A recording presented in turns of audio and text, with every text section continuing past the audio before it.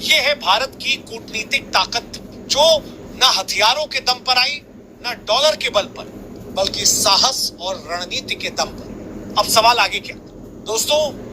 अब भारत सिर्फ tariff war में नहीं, बल्कि ग्लोबल पावर स्ट्रक्चर में अपनी शर्तों पर खेल रहा है। डिफेंस डील हो, ऑयल ट्रेड हो, फार्मा एक्सपोर्ट हो, अब कोई वॉशिंगटन या ब्रसेल्स में बैठा आदमी ये तय नहीं करेगा कि भारत क्या करेगा। और आने वाले महीनों में भारत की एक चाल पूरे ग्लोबल ऑर्डर का बैलेंस बदल सकती है। पहला झटका डॉलर को सीधी चुनौती।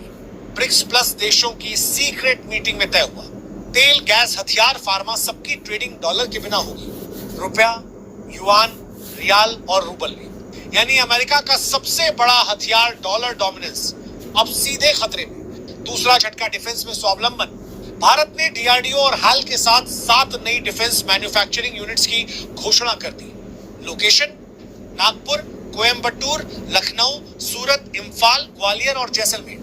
मतलब F-35 जैसी विदेशी डील रद्द होने के बाद भी भारत खुद अपने फाइटर जेट बना सकेगा और एक्सपोर्ट भी कर सकेगा। तीसरा झटका अफ्रीका में भारतीय ध्वज। नाइजीरिया, केन्या, दक्षिण अफ्रीका, इन 3 देशों के साथ भारत ने defence training plus tech transfer agreement sign कर दिया। इसका मतलब अमेरिका के पुराने पार्टनर अब भारत की टेक्नोलॉजी से अपने बॉर्डर सुरक्षित करेंगे। वॉशिंगटन के पॉलिसी सर्कल में इसे कह रहे हैं इंडियन एनक्रोचमेंट इन अफ्रीका। और दोस्तों, इस पूरी कहानी में सबसे बड़ा ट्विस्ट अभी बाकी है। G20 के बाद भारत एक नई इंटरनेशनल पेमेंट सिस्टम लॉन्च करने की तैयारी में है। नाम भारत पे ग्लोबल। क्लियर मैसेज, अगर स्विफ्ट पर पाबंदी का हथियार अमेरिका चला भी दे तो भारत के पास अपनी बैंकिंग लाइफलाइन होगी, जिसे रूस, चीन, अफ्रीका और मिडिल ईस्ट देश अपनाएंगे। अब सोचिए, ट्रंप साहब का 50% टैरिफ प्लान, जो सिर्फ फार्मा और डिफेंस डील दबाने के लिए था, वो कैसे बदल गया एक ग्लोबल पावर शिफ्ट में। और सबसे मजेदार बात, वॉशिंगटन में अब एक सवाल गूंज रहा है, हु लॉस्ट इंडिया? क्योंकि दोस्तों, अगर भारत और रूस का गठजोड़ और मजबूत हो गया तो अमेरिका को एशिया में चीन के सामने अकेले खड़ा होना पड़ेगा।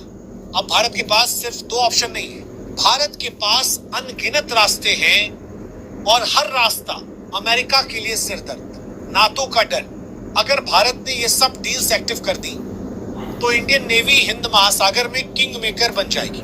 मतलब अमेरिका की इंडो पैसिफिक स्ट्रैटेजी का बैकबोन चकनाचूर। अब आते हैं दिल्ली पीएम मोदी की मीटिंग, जिसमें रूस के पुतिन, ब्राजील के लूला, चीन के शी जिनपिंग और साउथ अफ्रीका के राष्ट्रपति वीडियो कॉन्फ्रेंस से जुड़े।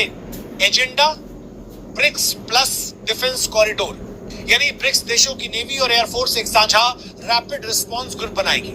दोस्तों, ये अगर हो गया तो नेटो का आर्टिकल 5 वाली ताकत ब्रिक्स के पास भी होगी। वॉशिंगटन में हलचल, CIA और पेंटागन की joint report, India is no longer a swing state, it is a pole. मतलब भारत अब किसी का पेंडुलम नहीं, बल्कि खुद एक पावर पोल है। भारत का मास्टर स्ट्रोक।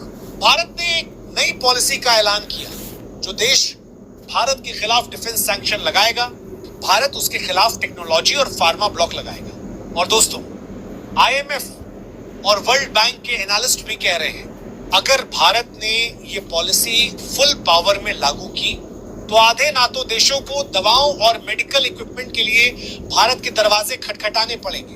क्लाइमेक्स पॉइंट, अगले महीने दुबई में एक गुप्त मीटिंग होने वाली है। ब्रिक्स प्लस, स्को और अफ्रीकी यूनियन के top leaders. Agenda alternative to NATO. नाम का खुलासा नहीं, लेकिन अंदर की खबर है।